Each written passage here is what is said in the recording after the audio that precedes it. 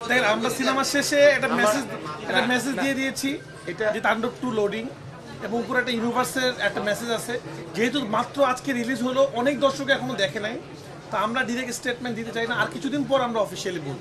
আমরা চাচ্ছি মানুষকে একটু, মানুষ যখন জেনে আসবে তখন সে সারপ্রাইজটা কম হবে। যেহেতু কিছু মানুষ দেখছে, এখনো অনেক মানুষ দেখে নাই, কিছু মানুষ এখনো দেখবে। তো এটা নিয়ে আমরা কিছুদিন পর আর কয়টা দিন পরে বলি, তাহলে আমাদের জন্য ভালো হয়। না, স্পয়লার ভয় পাচ্ছি না আমি যেটা পাচ্ছি অডিয়েন্সটা বলুক, আমরা অফিসিয়ালি কিছুদিন পর বলবো। আমাদের কথাটা আমরা সিনেমা হলে দিয়ে দিচ্ছি। সত্যি কথা বলতে আজকে যে রেসপন্স দেখলাম, মানে এরকম রেসপন্স আমি দেখি নাই কখনো সিনেমা হলে, মানে সিনেপ্লেক্সে দেখি নাই, সিঙ্গেল স্ক্রিনে দেখা যায় এটা। কারণ দর্শক সাধারণত কি হয়, মানে এই সিনেমাতে লাস্টের দিকে এমন ঘটনা আছে যে কোনো দর্শকের মাথা ঘোরাবে। ওই যে ক্রেজিনেস, এটা আমাদের কাছে আমাদের খুব ভালো লাগলো। না, অবশ্যই টেনশন কাজ করে আপনাদের কারণে। আপনারা আগেই বলেন যে এটা সুপার ডুপার হিট, এটা হিট।